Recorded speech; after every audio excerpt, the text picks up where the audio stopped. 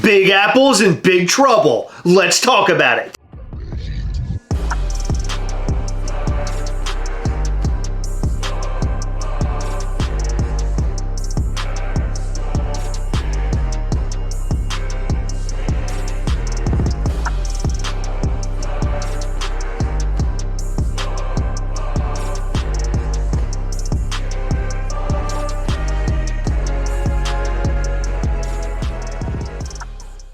In case you missed it, which unless you live under a rock like Patrick Star, I don't know how you would have missed this because this is everywhere. Funko is going after Big Apples for a big sum of money. Did you just call them Big Apples? Let's roll with it. They're going after Big Apples. All the biggest apples. So in past videos, Heather and I have talked about Big Apple screwing the collector community, taking people's money, and literally running. Now, Funko is taking care of this very large pest. But us collectors don't see a thing from it. This is all about Funko and not really about the collectors. Yeah, and I'd like to touch upon that because this whole thing is really weird and it's almost like too little too late. I would agree with that. Big Apple has been big news in the Funko community for a very long time. But it appears that Funko has sort of been dealing with stuff like this behind the scenes. So maybe that is what led to the downfall of the small Funko Pop shops. Yeah, we have seen quite a few smaller Funko retailers either shut down or completely change the landscape of their business. Changing their business model is definitely the route to go because that way they can continue to stay in business and serve their customers, but they have to rely on Funko much less because a lot of the smaller stores are moving away from the pre-order stuff. I think there are some stores that just do not have a choice. Some of these small Funko Pop shops can make a change in the way that they're doing business, meaning they don't have to do pre-orders anymore. Other small shops like Big Apple Collectibles, they do not have a choice because look at them.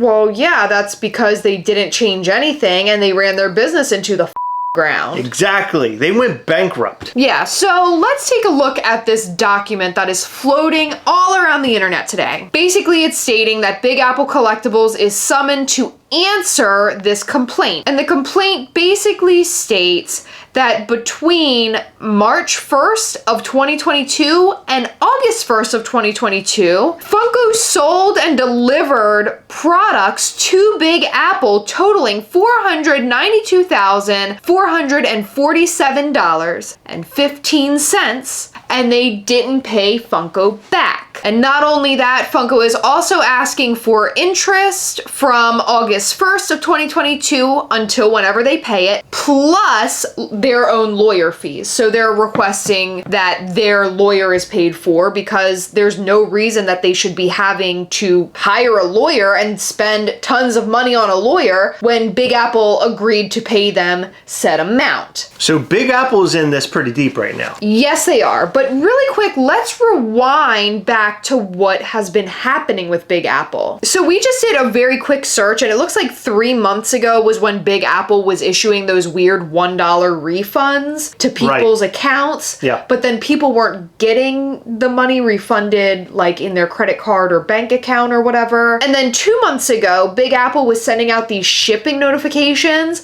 but when you clicked to track it, it basically said USPS had never scanned it. And then shortly after that, we saw people getting their orders or parts of their orders, but then some people's were still just stuck. They were never scanned in by the post office. And then 1 month ago, Big Apple shut down. They shut their website down. They basically said, hey, thanks, peace, and that was it. And then we started making videos explaining to people what they could do if they lost money to Big Apple Collectibles. In fact, it actually sprung up a ton of videos where we talked about companies like Big Apple Collectibles that were doing the same thing. And this is actually making me wonder, is Big Apple the only company in Funko's sights right now to be summoned to court so they can get their money back? This whole thing poses the question, how do you order nearly $500,000 worth of merchandise and then you just don't pay it. Before we jump too heavy into this, I just wanted to remind you all to go to MISCHIEFtoys.com and sign up for our newsletter. We're a small designer toy company that is run by both Chris and myself, and we put out some fire drops. And not only that, but we have some super cool merch. You don't want to miss it. MISCHIEFtoys.com. So I did speak to a handful of people who have had Funko accounts at some point in time,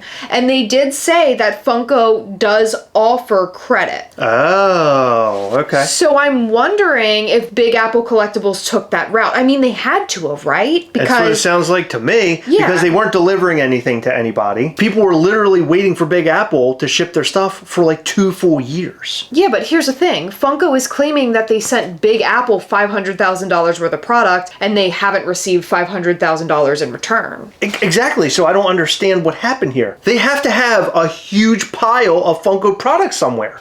I would imagine so. I mean, this is just a really, really weird situation, and it makes you wonder, how did they get to this point? So like I mentioned, the whole credit thing could be it. How do you allow someone to get $500,000 into debt? Upon thinking about it further, Big Apple had a ton of their own exclusives.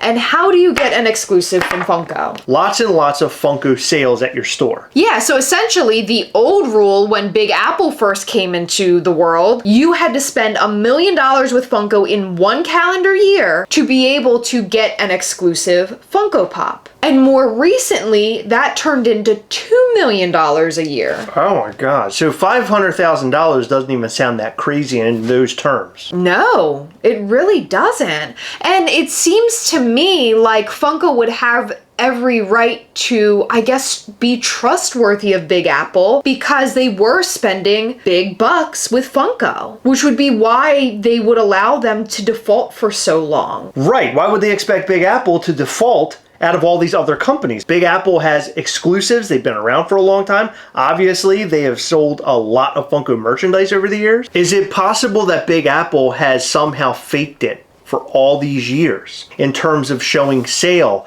Or maybe they had some sort of deal with Funko that no one else is aware of. Like, in other words, some other companies might have had to sell or buy $1 million worth of Funko product to get an exclusive, but Funko sort of made a deal with them in the past, so it was half that. Something really strange is going on here, and I can't put my finger on it. Yeah. But the one thing that we do know is that Funko is calling Big Apple to the carpet, and they're saying, you owe us $500,000. And by the way, you're going to be paying interest and all the lawyer's fees. I can't imagine the interest and lawyer fees going above what they already owe, like another $500,000. Oh my God, yeah. I mean, that's gonna be a hefty bill. Like $500,000 is big enough. But here's the really weird thing, and this is from someone who is not a lawyer. I am not very well versed in this sort of thing. However, I do know a little bit about business. Big Apple is a corporation, and basically when you own a corporation, you are not liable for that business. That business is liable for itself. Big Apple filed bankruptcy. So if you go after Big Apple Collectibles, what can you get from them if they're bankrupt? I don't believe, so unless... Funko's like late to the game is your point.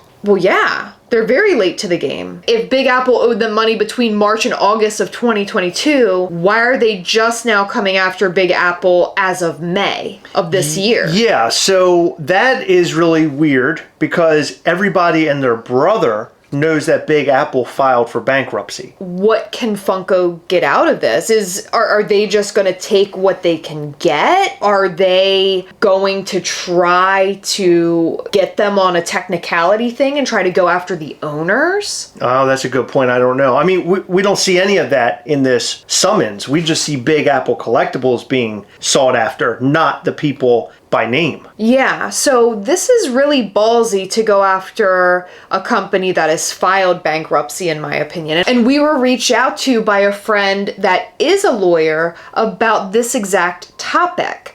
And they said, I'm no bankruptcy expert, but usually if a company becomes insolvent, bankrupt, there is very little for debtors to collect.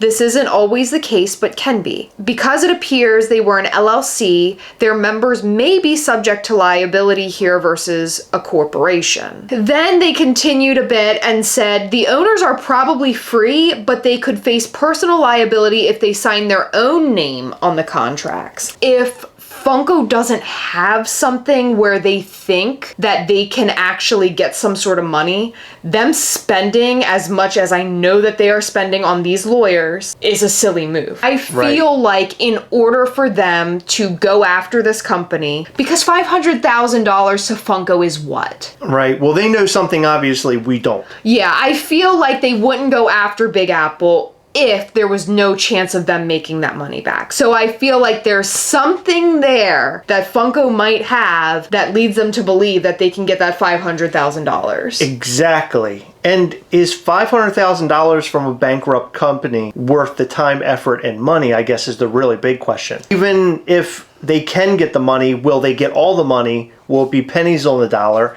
Like, is this whole thing even worth it? And it makes me go off in my head with conspiracy theories. Okay. Is it possible that Funko is doing this to look better in the eyes of the collectors? Because the collectors want their money back. They want to take down Big Apple. And now big old bad Big Brother Funko comes in and they take care of Big Apple. And so now we can sit back and watch the big Funko monster take down Big Apple Kong. I see what you're saying, because a lot of people will probably be like, oh yeah, Funko, get them! Big Apple sucks! They took my money! But in reality, collectors should be pissed over this. Funko sat back. They allowed Big Apple Collectibles, despite all of the negative things being said about them all over social media. Big Apple Collectibles, ever since I heard their name years ago, has always had a negative name. Anytime someone mentions Big Apple, people say don't order from them. Oh yeah, everybody always cringes, and we basically would tell people on a regular basis not to order from Big Apple. I mean, it was a well-known thing. Do not go and order from Big Apple.